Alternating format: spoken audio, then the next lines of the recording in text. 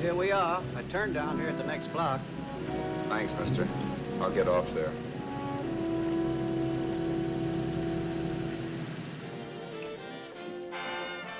Want anything else? No. Hey, you. Me? Yeah, you. Where you heading? East. Too bad. I thought if you was heading north, I might be able to help you out. Pushing the Salt Lake, and I don't like to ride it alone at night. I'm one of those guys that got to talk or I fall asleep. Oh, sure, no, my partner, he's got Lou to keep him company, but I ain't got nobody at all. Where you coming from? West. Yeah, sure, I know, but where, L.A.? Maybe. Got a cousin out in L.A. You don't say. Yeah, he's been out. You're not much of a talker, are you? My mother taught me never to speak to strangers. Oh, a wise guy. So what? Okay, don't get sore.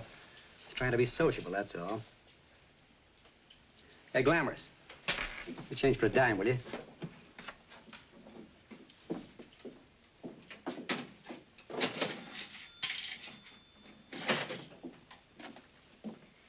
Let's have something quieter this time, Joe. My head's splitting. Is that what's wrong with it?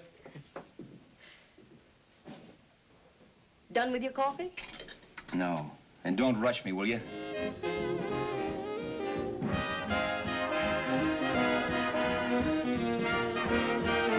Hey, turn that off. Will you turn that thing off? What's eating you now? Yeah, what's eating you? That music, it stinks. Oh, you don't like it, huh? No, turn it off. Oh, wait a minute, pal. That was my nickel, see? This is a free country. And I play whatever I wanted. Okay. Sure, and if you don't like it, you don't have to listen to it. And you can leave here anytime you want it. Okay, I'm sorry I asked. First good piece played tonight and you don't like it. Some people just ain't got any good taste.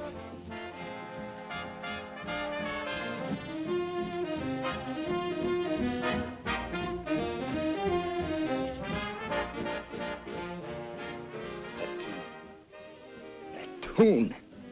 Why was there always that rotten tune? Following me around, beating in my head, never letting up. Did you ever want to forget anything? Did you ever want to cut away a piece of your memory or blot it out? You can't, you know. No matter how hard you try. You can change the scenery, but sooner or later you'll get a whiff of perfume or somebody will say a certain phrase or maybe hum something. Then you're licked again. I can't believe that you're in love with me. I used to love that song once. So did the customers back in the old Break at Dawn club in New York.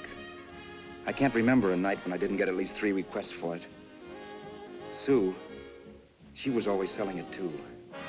Those were the days.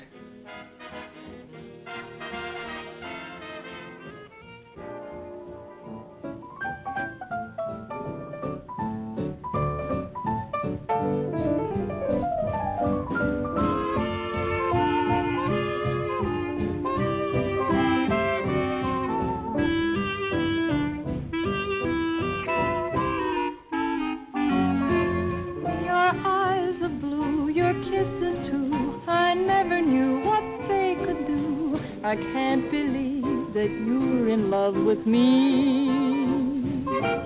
You're telling everyone you know that I'm on your mind each place you go. They can't believe that you're in love with me.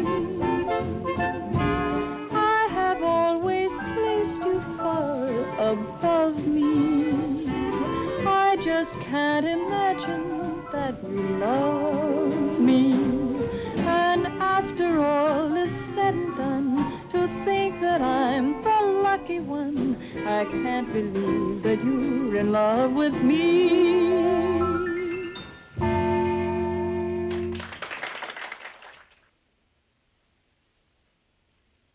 It wasn't much of a club, really. You know the kind. A joint where you could have a sandwich and a few drinks and run interference for your girl on the dance floor.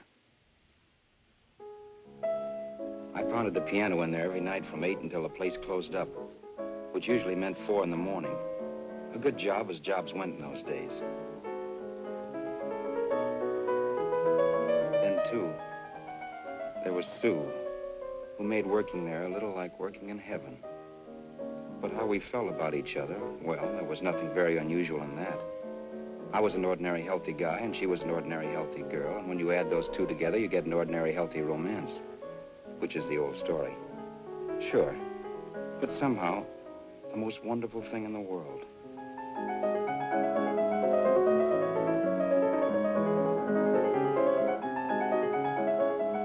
All in all, I was a pretty lucky guy.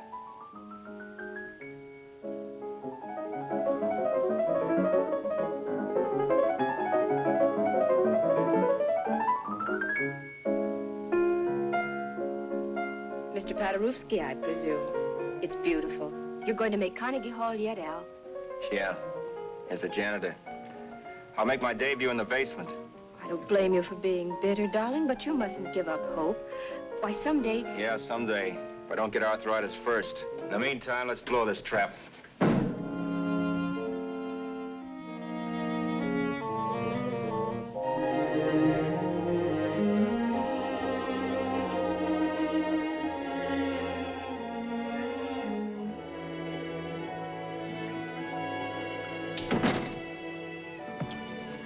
Like to get something to eat, hon? Oh, I don't think so, Al.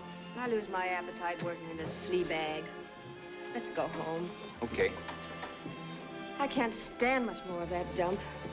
Did you see that drunk tonight trying to paw me? No, what drunk? Does it matter what drunk? Say, what's the matter with you tonight, darling? That's the third time you started to tell me something and then stopped. We shouldn't have any secrets from each other, Sue. Next week, we're going to make with the ring and the license. You and me will be a team. Yes, that's right. In the Bush League. I don't get you. We've been struck out. It's a funny way to talk, darling. Don't you want to marry me? Al, look, I love you. You know I do, and I want to marry you. But? But not now.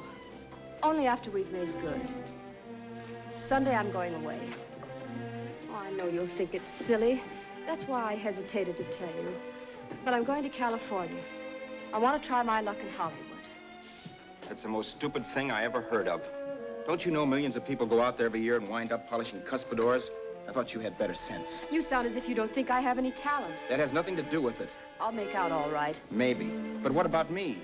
Doesn't it mean anything to you that you're busting up all our plans? We may not see each other for years? It won't be that long. I thought you loved me. I do. You know I do. Well, here we are. Al. Al, why can't you see my side of it? I'm young. We both are, and we've got all the time in the world to settle down.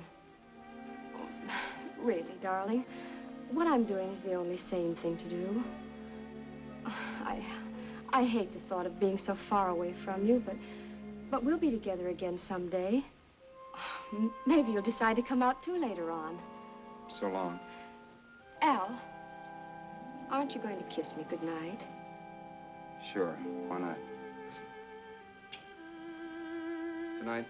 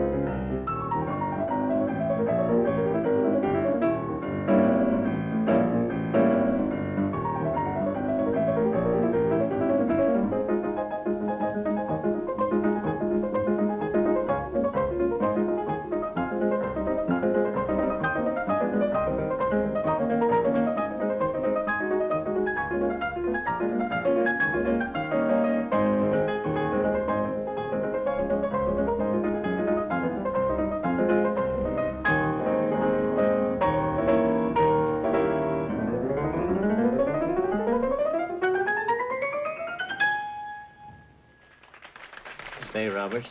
You hit the jackpot this time. $10. Thanks.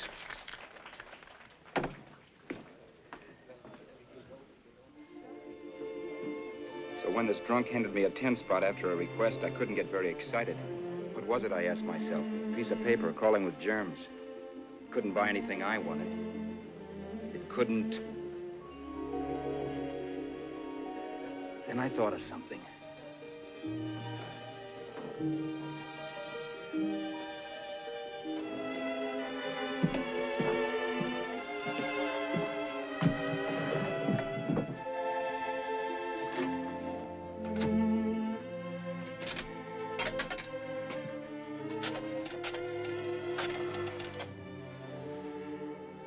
Long distance.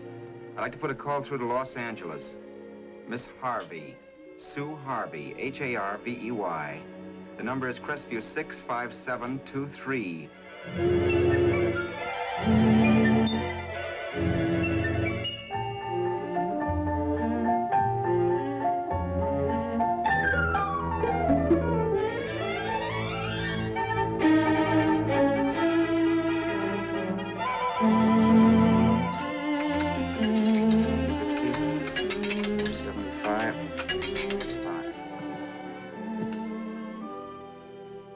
Hello, Sue? This is Al. Oh, baby, it's great to hear from you, too. What's that? You do? Oh, me too, darling. I thought I'd go batty without you. I just had to... Huh?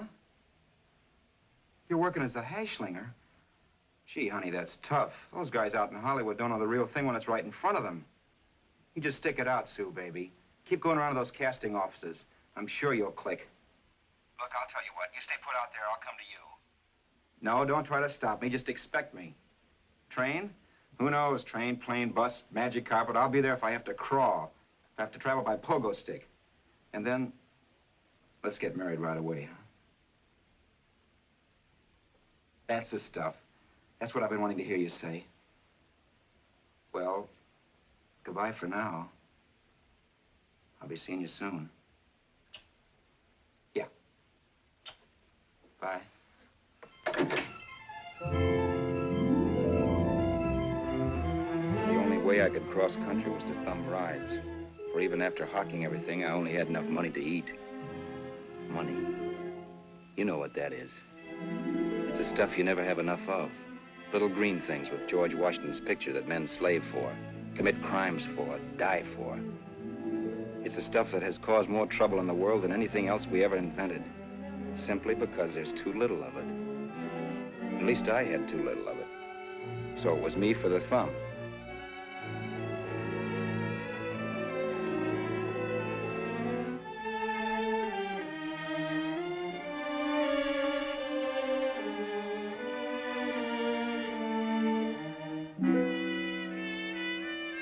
Ever done any hitchhiking?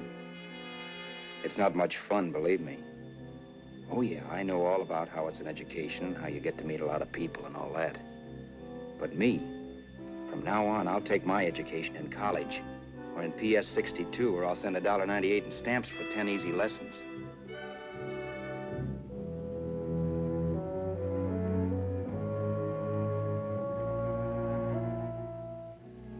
Thumbing rides may save your bus fare, but it's dangerous.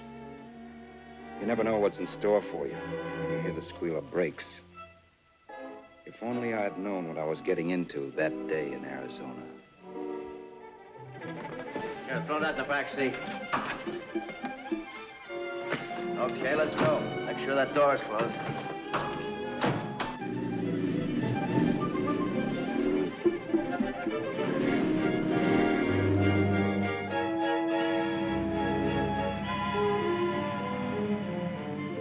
You know, Emily Post ought to write a book of rules for guys thumbing rides. Because as it is now, you never know what's right and what's wrong. We rode along for a little while, neither one of us saying anything. I was glad of that. I never know what to say to strange people driving cars. Then, too, you can never tell if a guy wants to talk. A lot of rides have been cut short because of a big mouth. So I kept my mouth shut until he started opening up. Hand me that little box in the compartment, will you, pal?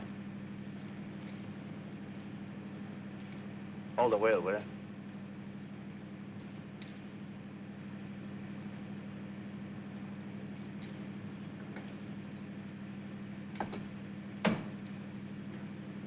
How far are you going? L.A. Well, you're really traveling, aren't you? Yeah, but I don't expect to make it for a couple of years at the rate I've been promoting rides. Not much luck, huh? Sure, all bad. Not many people stop for a guy these days. Afraid of a stick-up, maybe. Well, you can't blame him. Where you coming from? New York? Well, New York. You're in luck this time. I'm going all the way. Right through to Los Angeles. You drive a car? Sure. Whenever you're tired, let me know. I'll holler. I guess at least an hour passed before I noticed those deep scratches in his right hand. They were wicked. 3 puffy red lines about 1/4 of an inch apart. He must have seen me looking at them because he said, Beauties, aren't they? They're gonna be scars someday. What an animal. Whatever it was, it must have been pretty big and vicious to have done that. Right on both counts, New York. I was tussling with the most dangerous animal in the world. A woman. She must have been Tarzan's mate. Looks like you lost the bob. Certainly wasn't a draw. You know, there ought to be a law against dames with claws. Yeah. I tossed her out of the car in her ear. Was I wrong? Give a lift to a tomato, you expect her to be nice, don't you? Yeah. After all, what kind of a dame some rides? Sunday school teachers? Yeah. A little witch. She must have thought she was riding with some fall guy. And me, who's been booking horses around racetracks since I was 20. I've known a million dames like her. 2 million. Yeah. Stopped the car, opened the door. Take it on the Arthur Duffy sister, I told her. That's the stuff. As I was done, huh? But if you want to see a real scar, brother, get a load of this. What? I got that one, too. Dooley? Yeah, we're just kidding, of course. My dad owned a couple of Franco-Prussian sabers. Kept them on the wall for decorations. Well, one day, another kid and I took them down when the old man wasn't around. Had a duel. He got me in the arm here. Pretty mean cut. Infection set in later. Yeah, I can see that. Now, give me that box again, will you? Yeah.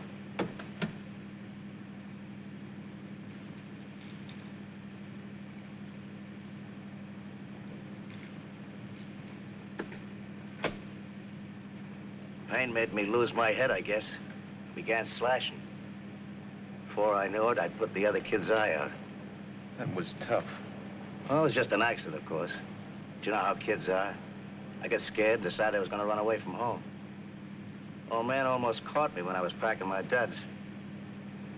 The bloody rag I had wrapped around my wrist hadn't caught his attention. You've seen the bundle for sure. But I beat it when he was phoning for a doctor. That was 15, 16 years ago. I haven't been home since. Pull in there for a bite or something, huh? a bite or something. Brother, was I hungry. I hadn't had anything in my stomach for hours. Yet even with that gnawing in the pit of my belly, I didn't want to be in too big a rush to put on the feed bag. First, I had to make sure this guy knew the score. If I got him down on me, it was goodbye ticket to Hollywood. I'll wait out here for you, mister. If it's the money, don't worry about paying for it. This time it's on me. Well, that's white of you, Mr. Haskell, think nothing of it. You make your first million, maybe you can do the same for me. Come on, New York. I gotta make the West Coast by Wednesday. There's a horse running at Santa Anita named Paradicycle. Means dough to me if I'm on him. We'll make it all right. He did most of the talking during the half hour we were in the place. I ate.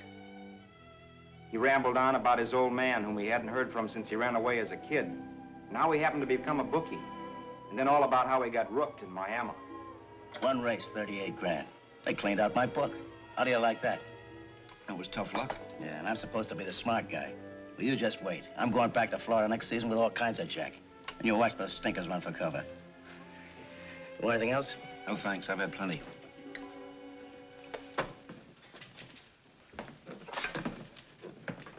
Let's check there, sister. Oh, just a minute. Your change, sir. Keep it, sister. Oh, thank you, sir. Call again. I'll be waiting outside for you when you finish work. Sharp check, huh?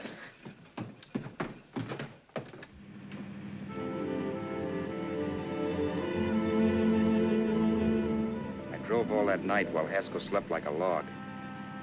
After a while, I began to get sleepy myself. I was happy, though. Soon I'd be with Sue again. The long trip was practically over, and there'd be no more hoofing it down the concrete. I began to think of the future, which couldn't have been brighter if I'd embroidered it with neon lights. It was nice to think of Sue shooting to the top.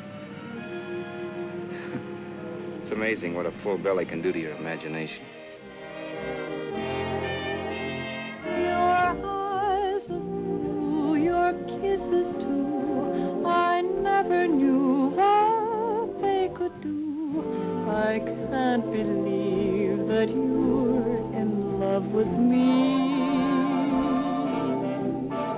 You're telling everyone you know I'm on your mind each place you go.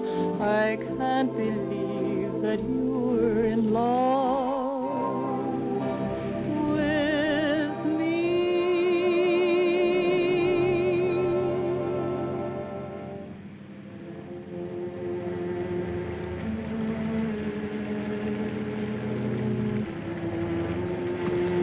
Mr. Haskell. Mr. Haskell. Mr. Haskell, wake up. It's raining. Don't you think we ought to stop and put up the top?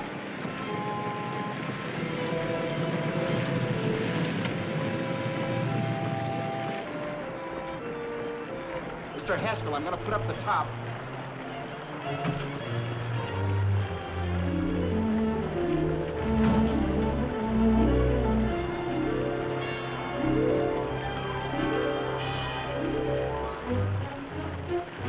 Until then, I'd done things my way.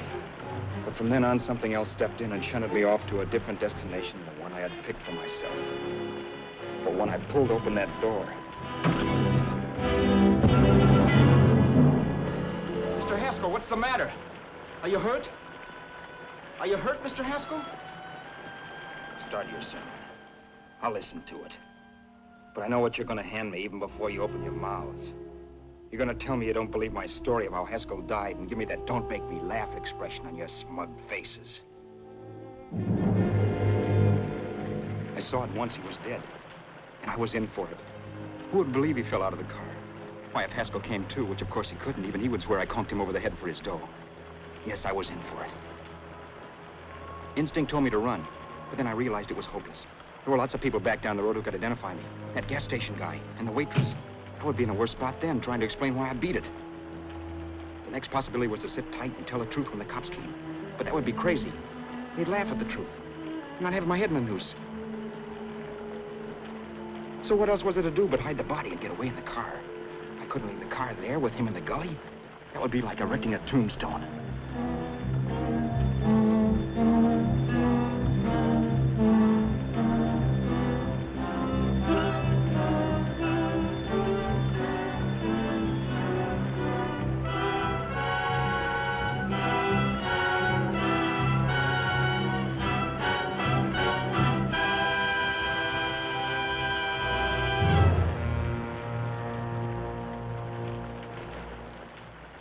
My idea was to cover him with brush, not to rob him. But then I remembered that even if I only drove the car for 100 miles or so, I would need money for gas. Besides, it was stupid of me to leave all that money on a dead man. Not only that, I'd have to take his driver's license in case I was stopped for something. I didn't like to think about it, but by that time I'd done just what the police would say I did, even if I didn't.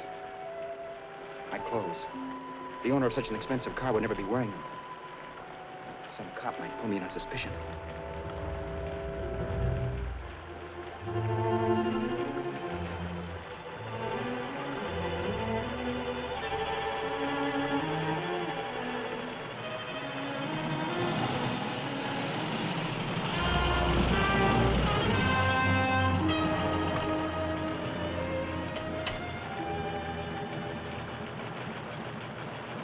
Hey, you, this your car? Don't you know better than to leave a car with the wheels halfway in the middle of the road? That's the way accidents happen. I'm sorry, officer. I was just putting up my top. I didn't think. Well, the next time, think. I'll let you go now, but watch your step in the future. I know that's a lonely stretch, but cars come by here once in a while, and we have plenty of crack-ups. Thanks, officer.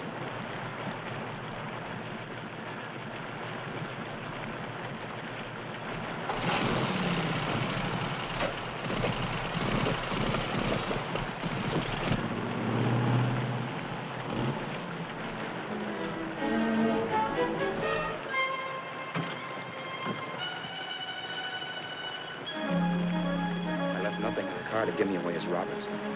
If they found a dead man in the gully now, it would be me.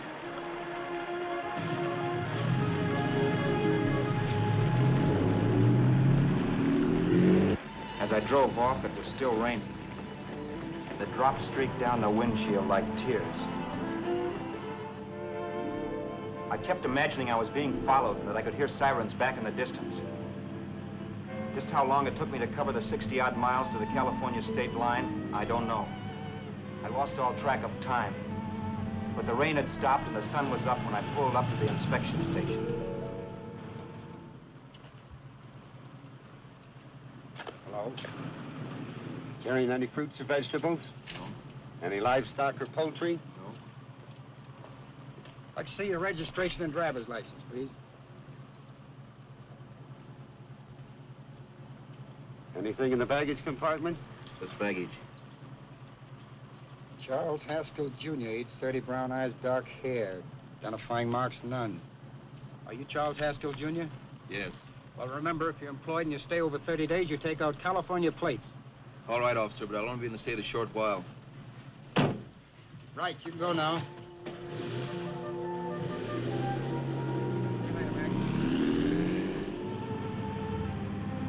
I couldn't drive any farther without some sleep. Cops or no cops, I knew I had to hit the hay and hit it hard. I was dead tired.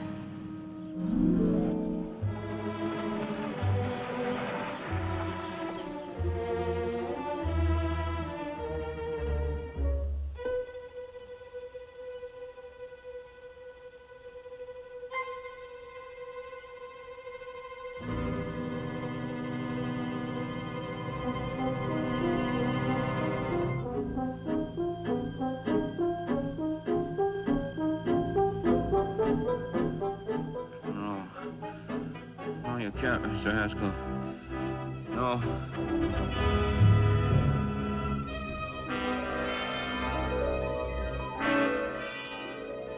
Mr. Haskell, you can't die. Don't think I did it. No, Mr. Haskell. No. No.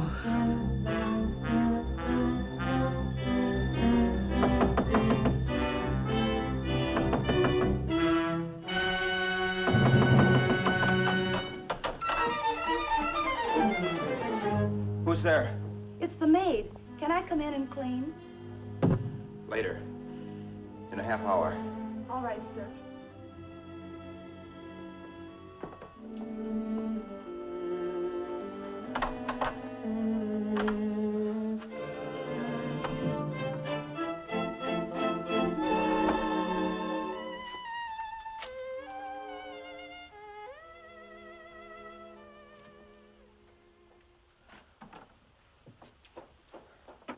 There was no time to lose.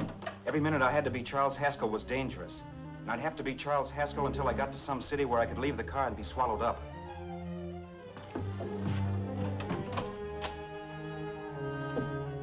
That meant driving the car as far as San Bernardino, maybe even to Los Angeles.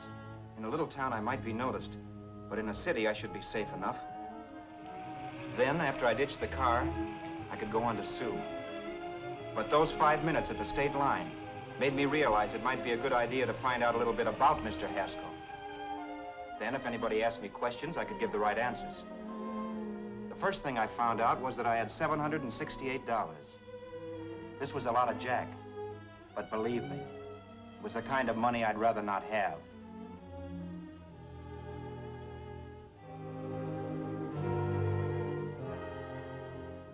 And then I found out from a letter Haskell was carting around in his bag that he wasn't the open-handed, easygoing big shot who went around buying dinners for strange hitchhikers. Before I got done reading it, I saw him more as a chiseler. It was written to his old man in California, the one he hadn't seen in so many years. In it, Haskell posed as a salesman of hymnals, of all things. It was easy to see where Haskell expected to raise a new stake for his book in Miami by rooking his old man. That was about all I found out from his effects, and it was enough. I told myself, maybe old man Haskell was lucky his son kicked off.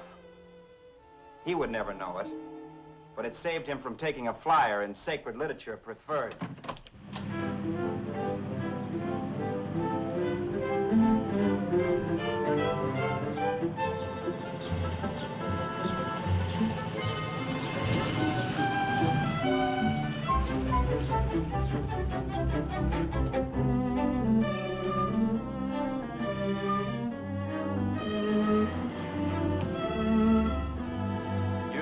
At Desert Center, I pulled up for water.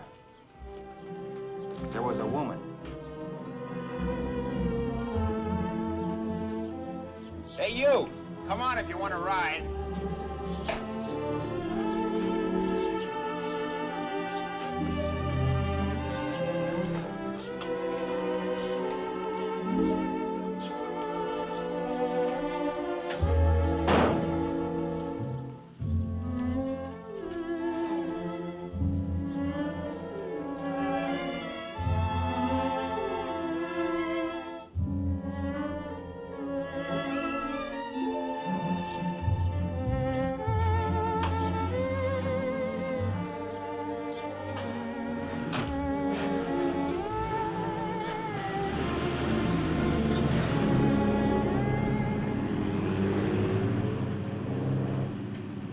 How far are you going? How far are you going? That took me by surprise, and I turned my head to look her over. She was facing straight ahead, so I couldn't see her eyes. But she was young, not more than 24. Man, she looked as if she'd just been thrown off the crummiest freight train in the world.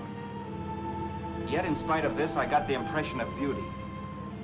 Not the beauty of a movie actress, mind you, or the beauty you dream about when you're with your wife, but a natural beauty. A beauty that's almost homely because it's so real. Then suddenly she turned to face me. How far did you say you were going? Los Angeles? L.A.? L.A.'s good enough for me, mister. That's what I was afraid of. What'd you say? Oh, nothing, just thinking out loud. People get in trouble for doing that. What's your name? You can call me Vera if you like. You live in Los Angeles? No. Where are you coming from? Oh, back there. Needles? No. Oh, sure, Phoenix. You look just like a Phoenix girl. Are the girls in Phoenix that bad? The girl must have been pretty tired, because she fell asleep not 20 minutes after she stepped into the car. She lay sprawled out with her head resting against the far door, like Haskell. I didn't like that part of it much, but I didn't wake her up. It wasn't that this girl still worried me. I'd gotten over that funny feeling I had when she looked at me, which I put down as just my jangled nerves. With her eyes closed and the tenseness gone out of her, she seemed harmless enough. And instead of disliking her, I began to feel sorry for her. The poor kid probably had had a rough time of it. Who was she, anyway? And why was she going to Los Angeles? And where'd she come from in the first place? The only thing I knew about her was her name. Not that it made any difference. A few hours more and we'd be in Hollywood.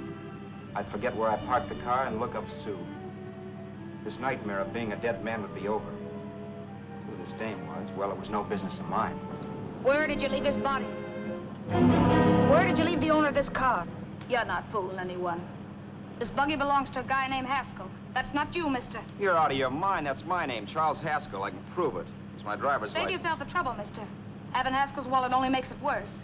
It just so happens I rode with Charlie Haskell, all the way from Louisiana. He picked me up outside of Shreveport. You rode? You heard me. Then it all came back to me. All the talk about dueling and scars and scratches. There was no doubt about it. Vera must be the woman Haskell had mentioned. She must have passed me while I slept. Well, I'm waiting. My goose was cooked. She had me. That Haskell guy wasn't dead yet. He wasn't stretched out stiff and cold in any Arizona gully.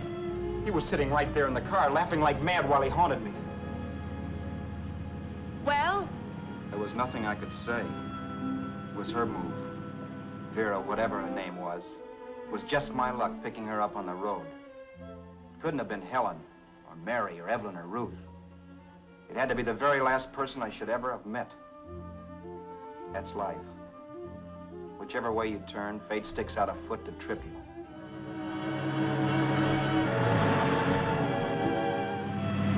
I told her her everything, but she didn't believe my story. I should have saved my breath. That's the greatest cock and bull story I ever heard. So he fell out of his car. Say, who do you think you're talking to, a hick? Listen, mister, I've been around, and I know a wrong guy when I see one. What'd you do, kiss him with a wrench? Now, wait a minute. What I told you was true. You see, that's why I had to do it. You think I killed him? Well, the cops would have thought so, too. Yeah, well, maybe they still think so. What makes you so sure I'll shut up about this? Vera, I'm innocent. Give me a break, will you? It won't do me any good having you pinched. The cops are no friends of mine. Now, if there was a reward, but there isn't. Thanks. Don't thank me yet. I'm not through with you by a long shot. Let's see that roll.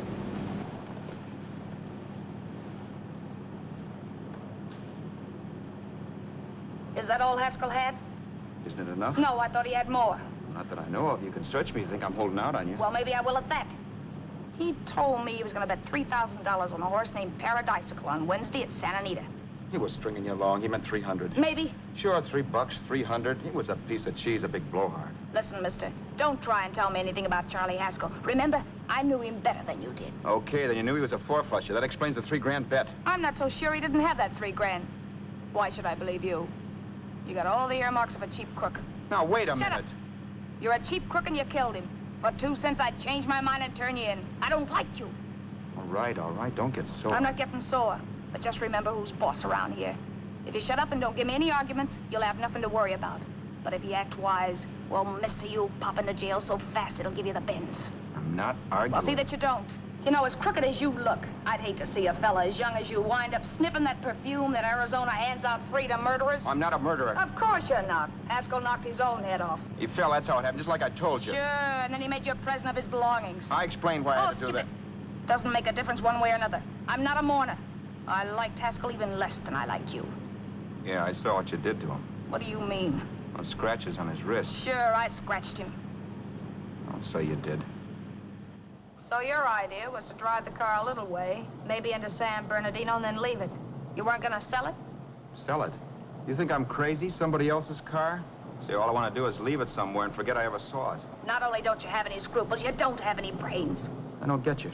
Maybe it's a good thing you met me. You'd have got yourself caught, sure. Why, you dope. Don't you know a deserted automobile always rates an investigation? Huh?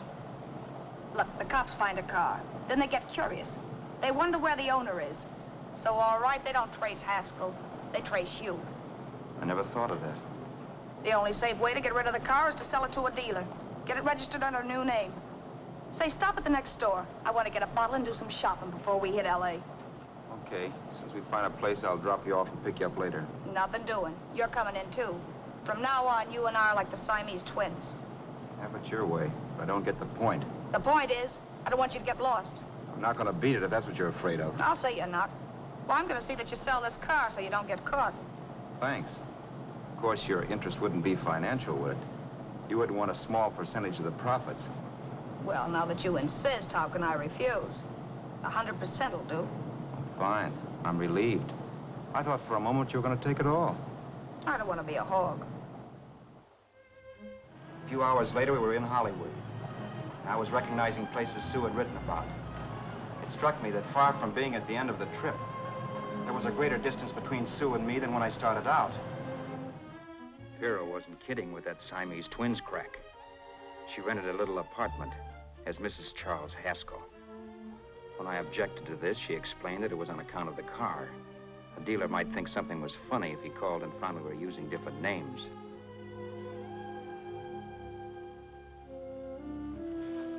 Home, sweet home. Yeah. Not bad, either.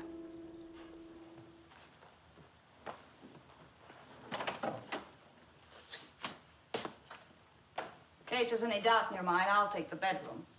Yeah. Sure is stuffy in here.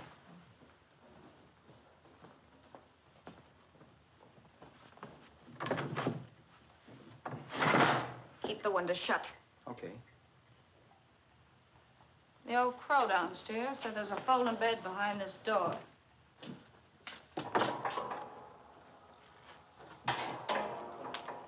You know how to work it?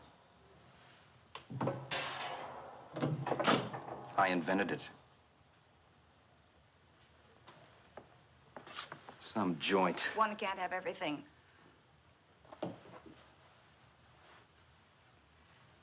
I'm first in the bathtub.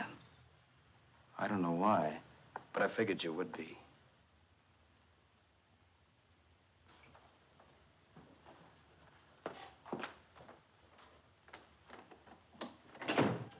Boy, oh boy. Sure feels good to be clean again. I must be 10 pounds lighter. You must be. Well, hitching rides isn't exactly the way you keep your schoolgirl complexion. I wish that guy with the sax would give up. Gets on my nerves. Forget it. Have a drink. Aren't you afraid I might take you up on it? If I didn't want to give you a drink, I wouldn't have offered it. Why be a sorehead, Roberts? You got yourself into this thing. You should be grateful I'm not turning you in. Why, if I wasn't regular, you'd be in the pen this minute, being photographed, fingerprinted, and being pushed around by the cops. So cheer up. Get rid of that long puss. Or is your conscience bothering you?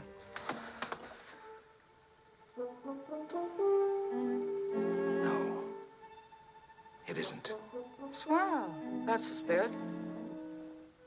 He's dead and no moaning around will bring him back. Anyway, I never could understand this worrying about something that's over and done with. Now look, Vera, for the last time I didn't kill him. Haskell was a sick man. Maybe he was dead before he fell out of the car. I don't know. Sure, he died of old age. All right. So if it'll make you sociable, you didn't kill him.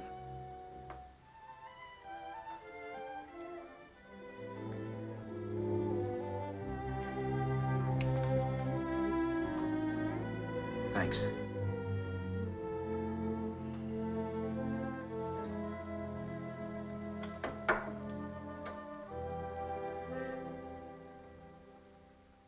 We're out of liquor, Roberts. Yeah. Too bad. I felt like getting tight tonight. Well, I think you succeeded. Am I tight? As a prima donna's corset. That's good. I wanted to get tight. Why? What have you got to get tight about? Oh, I don't know. Few things. Huh. You should have my worries. If I had your troubles, I'd stay sober. And I've got the key to that door. Yeah. Maybe you're right. I'm always right. You know, I don't like your attitude, Roberts. Well, there's a lot of things I don't like. Sure. But life's like a ball game. You gotta take a swing at whatever comes along before you wake up and find it's the ninth inning. I bet you read that somewhere. That's the trouble with you, Roberts. All you do is bellyache. But taking it easy and, well, trying to make the best of things. But maybe that's what's wrong with the whole world. Get the professor. People knock themselves out trying to buck fate. Now, take you, for instance. You're lucky to be alive. Why, suppose Haskell had pulled open your door. You'd be playing a harp now. Think of that. You think of it. I'm tired of thinking. There's plenty of people dying this minute. I would give anything to trade places with you. I know what I'm talking about. I'm not so sure. At least they know they're done for. They don't have to sweat blood wondering if they are. Your philosophy stinks, pal. We all know we're gonna kick off someday. It's only a question of when. But what got us on this subject anyway? We'll be discussing politics next. Yeah.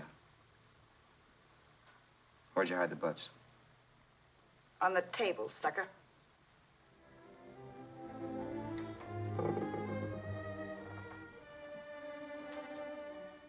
We bored each other with conversation for a couple of hours longer. Every 5 minutes, one of us was wishing we had another bottle or a radio or something to read. Then finally, we ran out of chatter. I know it's only 11 o'clock, but I want to get up early and make the rounds of the used car lots. No hurry about that.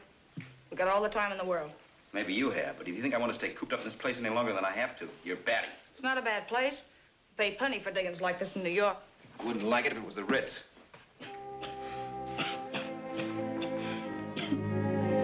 Rotten liquor. You got a mean cough. Ought to do something about it. I'll be all right. That's what Camille said. Who? Nobody you know. Wasn't that the dame that died of consumption? Yeah. Wouldn't it be a break for you if I did kick off? You'd be free with all Haskell's dough and car. I don't want to see anybody die. Not even me. Especially not you. One person died of me. If you did, well, that's all I need. You don't like me, do you, Roberts? Like you. I love you. My favorite sport is being kept prisoner. After we sell the car, you can go to blazes for all I care, but not until then.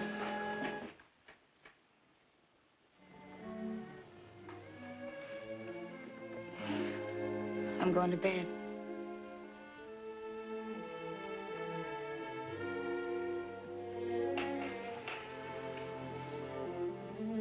Good night, Roberts. Don't try and sneak away during the night. All the doors are locked. Anyway, if I find you gone in the morning, I'll notify the police. They'll pick you up. Don't worry, I know when I'm in a spot. Well, good night. I hope that portable rack isn't too uncomfortable for you. Don't lose any sleep over it, will you, Vera?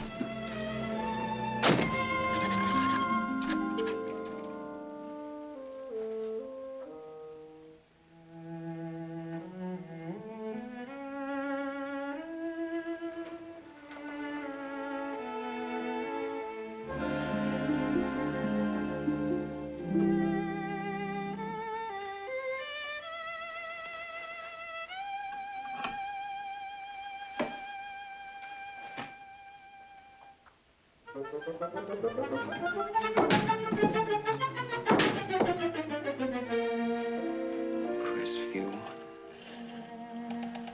6, 5, 7, 2, 3. Hello? Hello? Hello? Hello?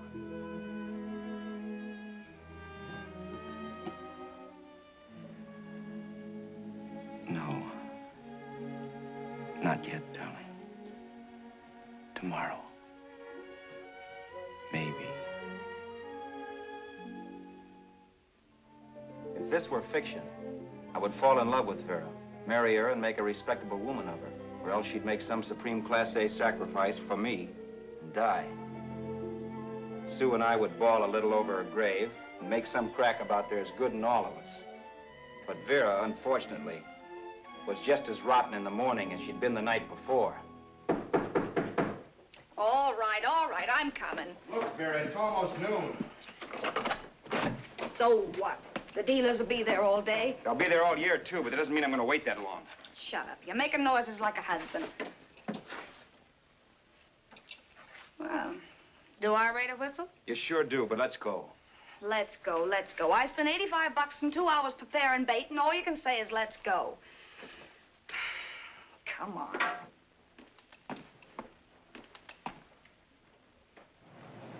We passed a few used car lots last night down this way. What do you think we can get for this heap? I don't know. Plenty. You just let me handle everything. Think we can get $2,000? I don't know, but don't worry. I'll squeeze as much out of this guy as I can.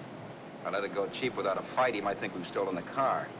And listen, don't make any slips and call me Roberts. That'll cook us. I don't need you to tell me that. You better just sit by and keep your mouth closed. Remember, we're both in the soup if anything happens. Forget it and drive. You're my wife, Vera Haskell. Look, after the deal's closed, let's go back to that place on Hollywood Boulevard, where I saw the fur jacket. I want to buy it. After the deal's closed, I'm saying goodbye to you. That's right, I forgot. I guess I'm getting kind of used to you. Well, that's a habit you can start breaking. Let's try this place in the middle of the block.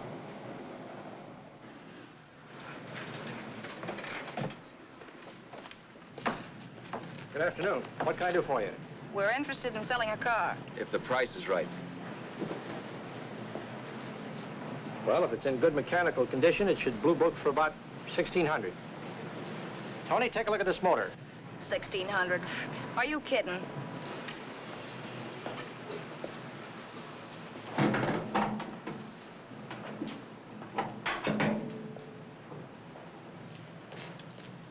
Well, maybe $1,850.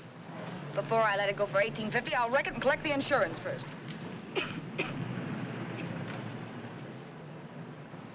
Lady, this motor's seen a lot of driving.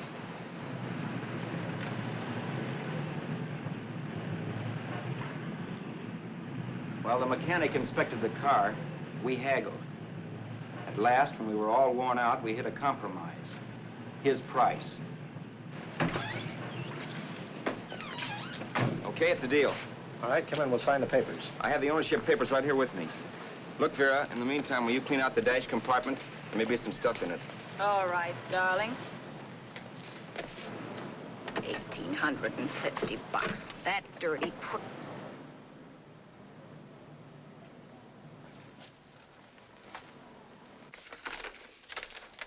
New York, huh? Yeah. But you bought the car in Miami? Yeah. Well, now let's see about the insurance. We can either have it transferred or canceled. What kind of insurance do you have, Mr. Haskell? Well, aren't all the papers there? I don't see any. Surely you know what type of insurance you carry in the car. The name of the company? Yeah, but, Well, if you'll just tell me the name of the company, I'd be very glad to take care of all the details. well, Did you sign the papers yet? not yet. Well, don't. We're not selling the car. Oh, wait a minute, Miss Haskell. Come on, darling. What's the matter? You changed your mind?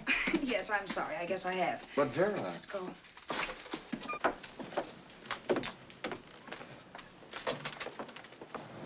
You got me out of a tight spot, Vera. But I still don't understand all this. You will in a minute. I almost threw away a gold mine. 1850 isn't to be sneezed at. The car doesn't book for as much as I thought. We're not selling the car. You want to keep it. Now, wait a minute, Vera. You said yourself I wouldn't be safe until the car was in someone else's name. I'd like to be free of this mess when I go. That's just it, Roberts. You're not going. There's a drive-in at the next corner. Pull in there and we'll get a bite to eat. And I'll explain. What is this, another one of your brilliant ideas?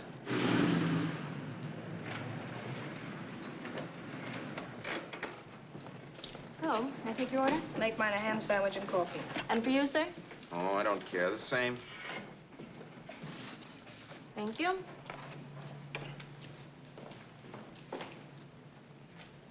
Get this, Vera. I've been pretty patient so far. I've done everything you asked me to do, but no more. Shut up. You've taken Haskell's money. And you can have the dough we get from selling the car. But you're not going to keep me a prisoner. It's a good thing I bought the paper. Take a look at that. Vera, I'm in no mood. Read that.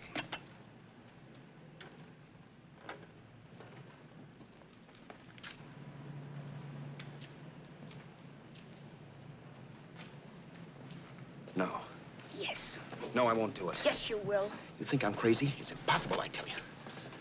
Excuse me.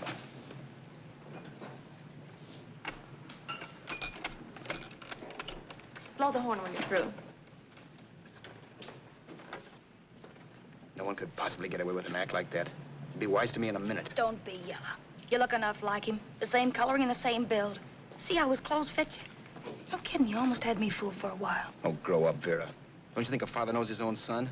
And there must be other relatives. The father won't have to know you. We'll wait till he gives up the ghost. He's an old geezer and he won't pull through. And as far as other relatives are concerned, they haven't seen you in 15 or 20 years. Eat. I'm not hungry. And I won't do it. It's not as tough as it sounds. Remember, you've got all kinds of identification. His car, letters, license. I could never get away with it. It's the stupidest thing I've ever heard. The old boy has scads of dough. Look in the paper there. Personal fortune assessed at over 15 million. He'll leave plenty, I tell you. Maybe he cut off his son. How do we know? It's out, Vera. I won't have anything to do with it. I think you will. Look, Vera, I'll do anything within reason. But not that. So forget it. Find yourself another stooge. You sap. You'll be fixed for the rest of your life as Charlie Haskell. You can take your inheritance and go away. No more worrying about the rent, no sweating, scheming, wondering where your next meal's coming from. Think about that, Roberts. Vera, please, you're talking too loud. On this, I'm splitting 50-50 with you. Sure, why not? We're both alike, both born in the same gutter. Now, take it easy, Vera. There's people around here. You don't know what you're talking about. We'll wait till we read that old man Haskell's dead. Then you show up. Like you read in New York that he was sick. No. Suppose he doesn't die. He will. I know he will. Something tells me. But as much as I insisted I would have no part of her scheme, Vera was taking it for granted I would. Neither of us had our mind on the cards as we played that night. I knew we were just trying to kill time between newspaper editions. This was a death watch for Vera. Maybe it was for me, too. Don't you realize if I'm caught, they'll want to know where I got the car and stuff, and they'll have me on a murder charge. If you're smart, you won't get caught. I knocked for 7. And if I'm caught, don't you realize you'll be out, too? 18 points, that gives me 30. How will I be out? You'll be out $1,850 we would have gotten on the car. Really, Vera, you'd be an awful chump if you threw away all that dough on a dizzy long shot. Let me sell the bus tomorrow. With the money it'll bring and what you've already got, a clever kid like you can run it up in no time. Then we'd both be in the clear. I'll be in the clear anyway. Maybe. Maybe. But if I got caught, I'd get good and sort you, you know. You mean you'd squeal? Oh, no, not squeal exactly. Never mind what you meant. Even if you did tell the cops I was in on it with you, what could they do to me? They might give me the same medicine they gave you. Yeah. A rope. But I'm on my way anyhow. All they'll be doing will be rushing it. All right. But think of the $1,850 you'd lose. You'd kick yourself along the block if you ever let it get away from you. I'll take the chance. Want another drink? You're being a goon. That's the way people wind up behind the 8 ball. Once they get a few dollars, they become greedy and want more. My. Caesar. Who? You know that Roman general? He got his for being greedy. He wasn't satisfied, so the final wind-up was he took the count. A couple of days ago, you didn't have a dime. Why, you were so broke you couldn't pay cash for a postage stamp. Now you've got almost $700 with $1,850 in the offing. Take my advice. Don't try for more. I'm tired of this game. Let's have some blackjack. Play solitaire. Okay, I will if that's the way you feel about it. That's the way I feel about it. Getting sore and throwing things won't help much, Roberts. I'm really doing you a favor. I help you out of a jam by keeping my mouth shut. I show you how to make some soft money. And what thanks do I get? Thanks. Sure. Or would you rather call the cops and told him you killed a man and stole his money? I didn't kill anybody. Yes, you did. No, I didn't. You know I didn't. All right, then. Suppose I call the cops. If you're innocent, what do you got to be scared of? Okay. Call him, you mutt.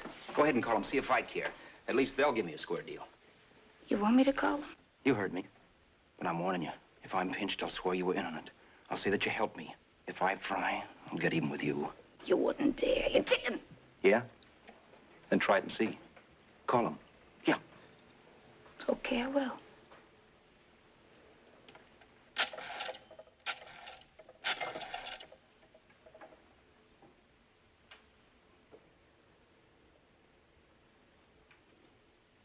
Information?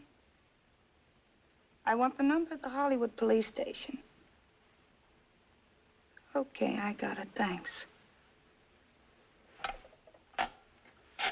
Wait a minute, Vera. You wouldn't do that. Well, wouldn't I? Give me that and I'll show you if I would. Take it easy now. Let's talk this over.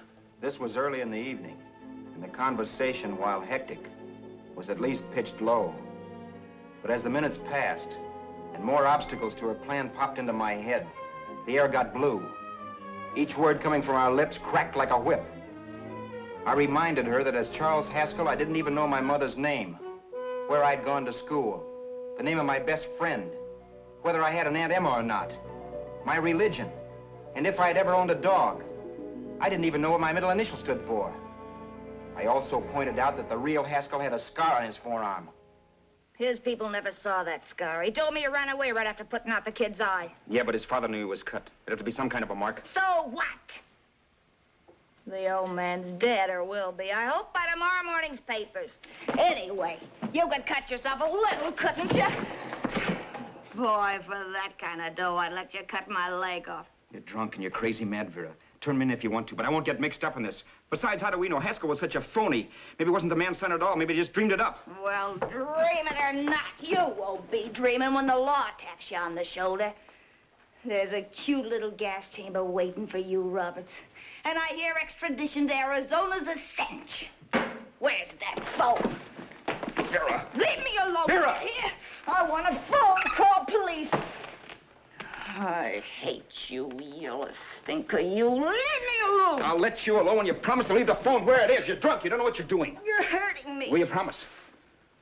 All right.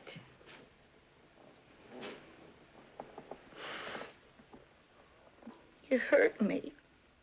I'm sorry, but... And it's hot in here. Open up a window. It's not hot. Don't tell me. Now, do you do it or do I do it?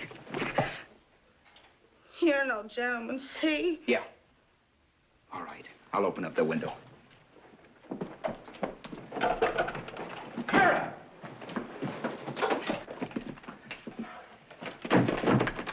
Vera, open the door. Please open the door. Vera, open the door. Don't use the phone. Listen to me. I don't like you, Roberts. You're no gentleman, see? You hurt my hand, and I'm going to get even with you. If you don't open the door, I'm going to kick it down, Vera. Vera, don't call the cops. Listen to me. I'll do anything you say. Vera, let me in. I'll break the phone.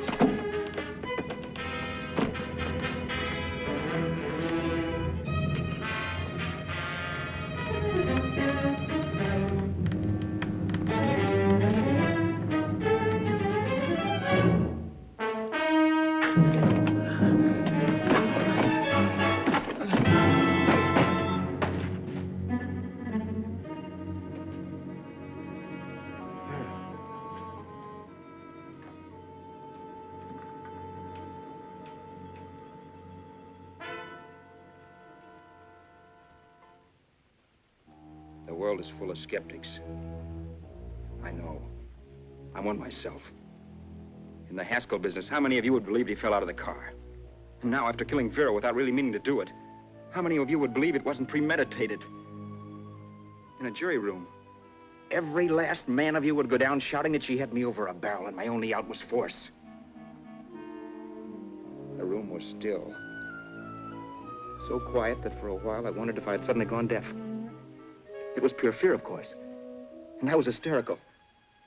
But without making a sound. Vera was dead. And I was her murderer. Murderer? What an awful word that is. But I'd become one. I'd better not get caught. What evidence there was around the place had to be destroyed. And from the looks of things, there was plenty. Looking around the room at things we'd bought was like looking into the faces of 100 people who'd seen us together and who remembered me. This was the kind of testimony I couldn't rub out. No. I could burn clothes and hide bottles for the next 5 years. There'd always be witnesses. The landlady, for one. She could identify me. The car dealer, the waitress in the drive-in, the girl in the dress shop, and that guy in the liquor store. They could all identify me. I was cooked. Done for. I had to get out of there. While once I'd remain beside a dead body, planning carefully how to avoid being accused of killing him, this time I couldn't. This time I was guilty. Knew it. Felt it. I was like a guy suffering from shock. Things were whirling around in my head. I couldn't make myself think right. All I could think of was the guy with the saxophone and what he was playing. It wasn't a love song anymore. It was a dirge.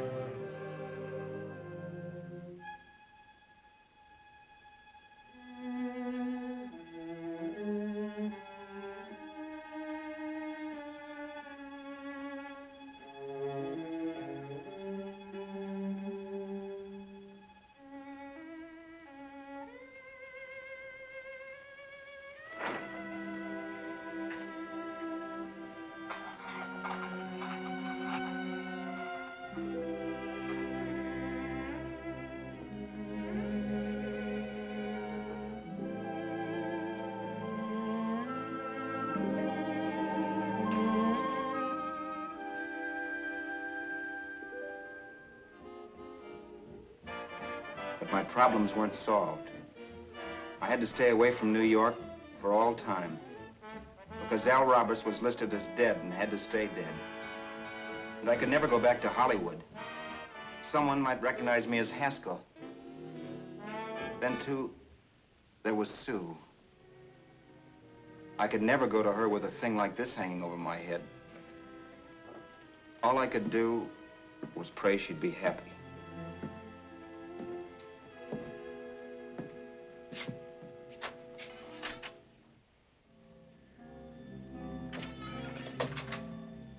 I was in Bakersfield before I read that Vera's body was discovered.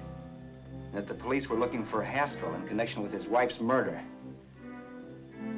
Isn't that a laugh? Haskell got me into this mess, and Haskell was getting me out of it. The police were searching for a dead man. I keep trying to forget what happened and wonder what my life might have been if that car of Haskell's hadn't stopped. But one thing I don't have to wonder about. I know. Someday a car will stop to pick me up that I never thumbed.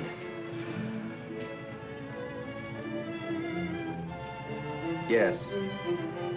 Fate, or some mysterious force, can put the finger on you or me for no good reason at all.